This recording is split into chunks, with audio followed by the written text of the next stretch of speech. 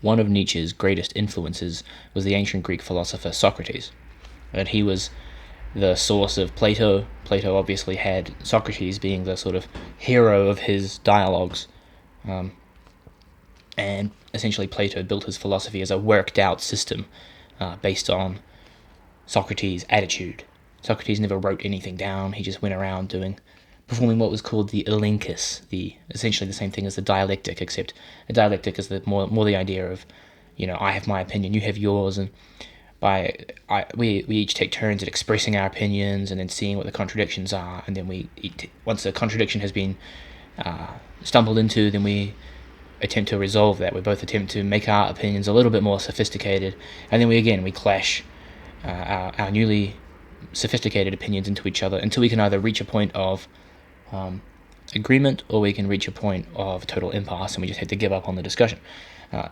Socrates with the elenchus, so that thing that I was describing just then was Plato's dialectic. Socrates' elenchus is a little different because that's more about revealing things that you already know by interrogating you. So I could approach you and ask you if you know certain things about triangles and certain relationships, mathematical, geometrical relationships, and I could ask you if you know these relationships, but you might say, of course not. I'm not a geometer. I have no idea what the mathematics and geometry of triangles is. But then I can start asking you questions. I have a triangle with I have a shape with three sides, and they're all attaching. And there are certain aspects of that which are necessary. You can deduce them because they can be analytically discovered within the concept, and you already have that concept. So the elenchus is more about revealing stuff that you already know. But ultimately it gave rise to Plato's notion of the dialectic. And of course, Nietzsche, being a classicist, a philologist, a studier of ancient Greece, and lover of Homer and Ovid, he particularly liked the pre-Socratics. He thought that Socrates was kind of the nail in the coffin of Greek culture. So he despised Socrates for what he called optimistic rationalism. You see, Socrates thought that if we could just be rational, if we could just set aside our motivations based on our passions, if we can set those to the side and we can simply discuss things in a purely rationalistic light, that's going to be the tool that will allow us to live the best,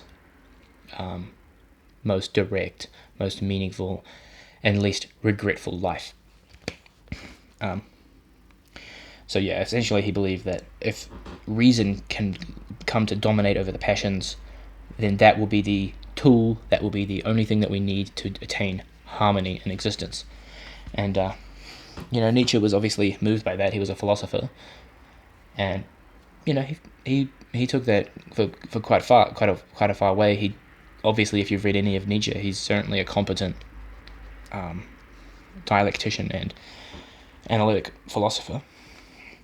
He's not romantic to the degree that he throws reason out entirely. He has an appreciation for it, whereas many of the other romantic philosophers, having recognized that reason is not a perfect tool for accomplishing everything, they simply throw it out, and as a result, they really feel no responsibility to make their arguments rational, because they're saying, well, at the end of the day, rationality is a limited tool, and I'm here trying to encourage the use of a far more useful tool.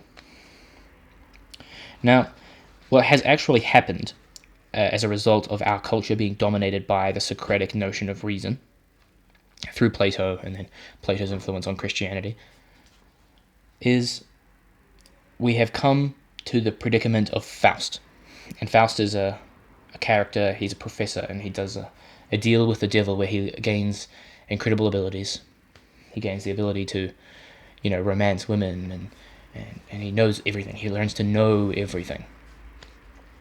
But of course, he doesn't know what to do with it, and he ends up, as all deals with the devil end up, he ends up paying a much greater cost than he ever gained from his gain in power.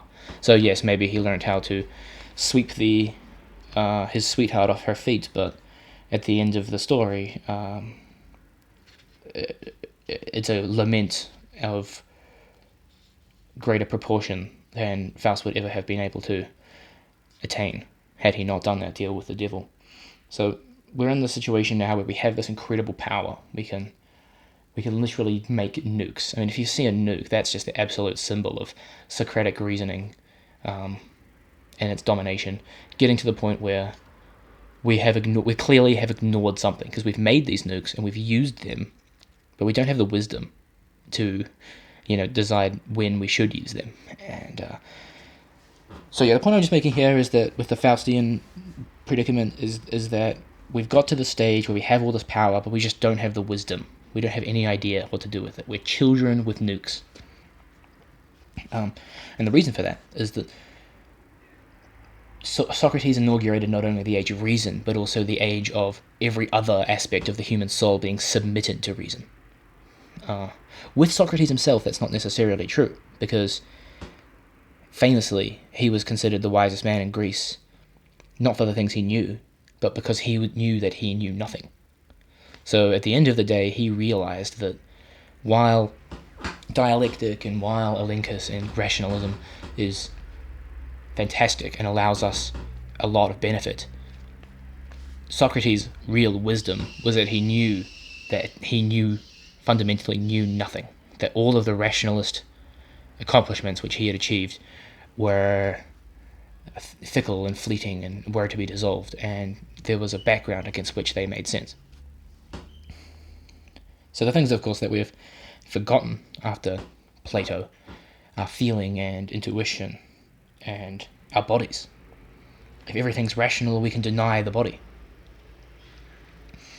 If we're thinking about mind-body dualism, we often get to there are many philosophers in the Western canon that have become idealists.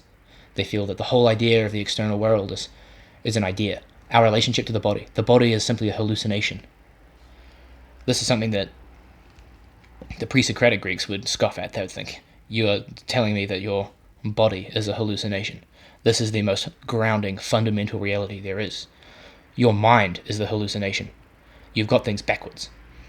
And the evidence that we've got things backwards is the fact that we've created these nukes and we don't even know what to do with them. We have more power than we can even control. And we're now at the stage where we are at a precipice. And the Socratic period has come to an end, and it has come to an end because God is dead.